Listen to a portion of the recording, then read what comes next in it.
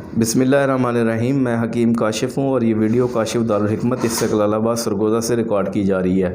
ایک ہمارے محترم حکیم صاحب ہیں، انہوں نے مجھے کال کی کہ میری بیٹی کو جو ہے وہ شدید دورے والی کھانسی ہے، 2-3 منٹ تک دورے والی کھانسی ہوتی رہتی ہے۔ تو میں نے ان سے پوچھا کہ آپ نے کون سی میڈیسن استعمال کروائی؟ تو انہوں نے کہا تریاک معدہ، شہیقہ اور کوئی کھانسی کا سرپ وغیرہ۔ تو پھر میں نے جو ان کو دوا بتائی اور اس کے 100% نتائج ملے، اور میں اکثر بچوں کو جو 1 ماہ سے 6 ماہ تک ہوں یا سال تک ہوں ان کو جو دعا تجویز کرتا ہوں تو الحمدللہ دوسری تیسری خوراک کے بعد رزلٹ ملتے ہیں۔ میں نے بھی انہیں یہی کہا کہ مجھے آپ نے فیڈ بیک دینا ہے، اور اگر آپ نے فیڈ بیک نہ دیا تو آپ کو میں جرمانہ کر دوں گا۔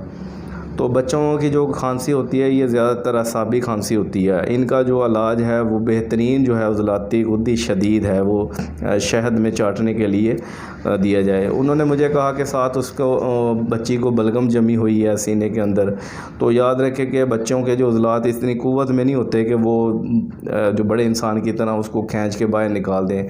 ان کا بذریعہ پخانہ ہی اخراج کروانا پڑتا ہے، ادروائز یہ سینے کے اندر بلغم پڑی رہے یا جم جائے تو یہ بخار کا باعث بن جاتی ہے۔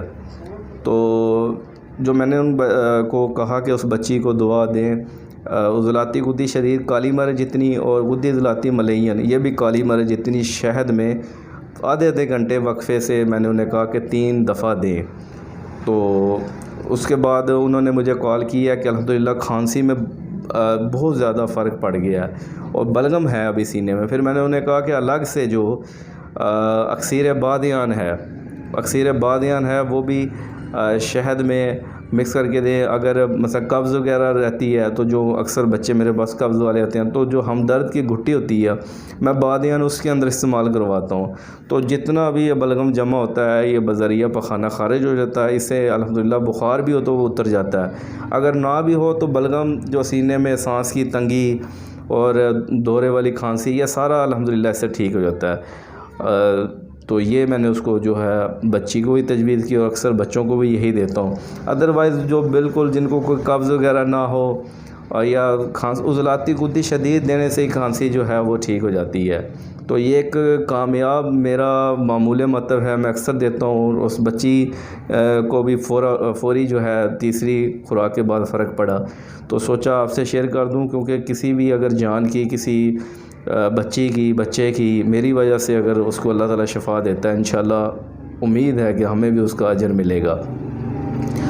دعاؤں میں یاد رکھیں۔ ہاں ایک بات یاد رکھیں، جو اکسیر ورم ہے وہ کھانسی میں بچوں کو نہیں دینی، کیونکہ بچوں کو یہ چھوٹے بچوں کو جن کو اعصابی کھانسی ہے، غدی کھانسی کے اندر یا عضلاتی کھانسی میں تو اعصابی کھانسی کے اندر اکسیر ورم نہیں دینی، اس سے شدید کھانسی کے اندر شدت بڑھتی ہے، وہ کم نہیں ہوتی۔ دعاؤں میں یاد رکھیے گا۔ اللہ حافظ۔